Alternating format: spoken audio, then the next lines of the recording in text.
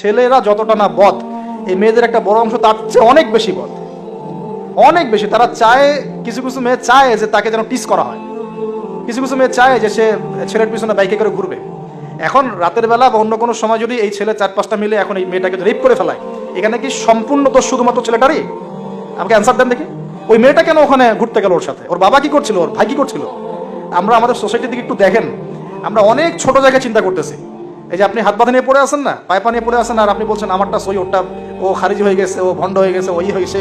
এগুলা খুবই কনজাস্টেড চিন্তা। আপনার চিন্তাটা অনেক ছোট লেভেলের। আপনি যখন ওয়ার্ল্ডকে চিন্তা শিখবেন, অর্থনীতি বুঝতে শিখবেন, ওয়ার্ল্ডের ফেতনাগুলো রিকগনাইজ করতে শিখবেন, আপনি নিজেকে লজ্জা পাবেন যে আমি কি বলে আসছি না এতদিন। আর আমরা তো জানি, আমরা ওই লাইন কিন্তু ঘেটে আসছি। আপনি কোন জায়গায় চিন্তা করছেন, কোন জায়গায় আপনার চিন্তা থেমে যাবে, ওটা আমি জানি। ওর পর থেকে আমি আপনাকে চিন্তা করতে বলতে পারবো। ঠিক আছে, অনেক ডিপে আছে। পুরো ওয়ার্ল্ড নিয়ে ভাবেন, দেখেন আমাদের সোসাইটিগুলোর দিকে তাকান, আমাদের ইয়াং জেনারেশনকে দেখেন, আমাদের শিক্ষার দিকে দেখেন না একটু। আমরা এই যে যুব সমাজ সামনে বসে আছে, জিজ্ঞাসা করেন যে এই 15-20 বছর তারা পড়াশোনা করেছে, তারা কতটুকু কোরআন শিখেছে, কতটুকু হাদিস শিখেছে? আমাদের এখানে অনেক সিনিয়র ভাই আছেন, আমাদের পিছনে অনেক বরেণ্য ব্যক্তিরা আছেন, তারা এখন আফসোস করেন যে আমাদের বয়স 40 হয়ে গেছে, কোরআন শিখতে পারি নাই, 40টা হাদিস তো পড়তে পারি না, হুজুর এটা কি হবে, এটা কি হবে। এটা আপনি জিজ্ঞাসা করা মানেই তো এটা লজ্জাজনক যে আমি তাহলে কি করলাম সারা জীবনে। তাহলে শিক্ষা ব্যবস্থার মধ্যে কোথায় সংস্কার দরকার আমাদেরকে ভাবতে হবে, বা আমাদের যারা কর্তৃপক্ষ আছেন তাদেরকে বোঝাতে হবে জিনিসগুলো।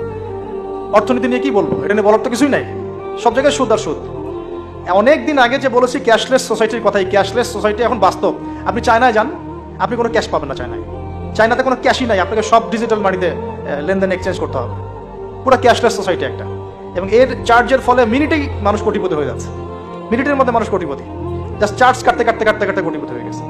ইলেকট্রনিক মানি তো আসছেই, যখন ক্রিপ্টোকারেন্সির যুগ চলে আসবে তখন দেখবেন যে কি অবস্থাটা হয়।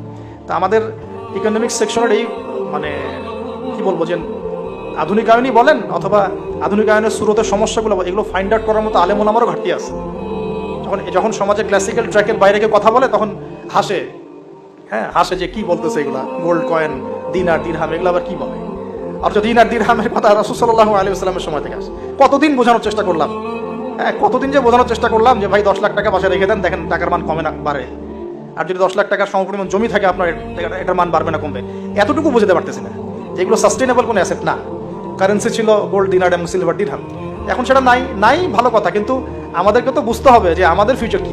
ইউসুফ আলাইহিস সালামের ফিউচার, ইউসুফ আলাইহিস সালাম যেভাবে তার জাতিকে 7 বছরের একটা গোল নিয়ে সামনে গিয়েছিলেন যে আমরা মূল্যবান সম্পদগুলো করি, সংরক্ষণ করি, যখন দুর্ভিক্ষ সময় আসবে তখন আমরা বাঁচতে পারবো।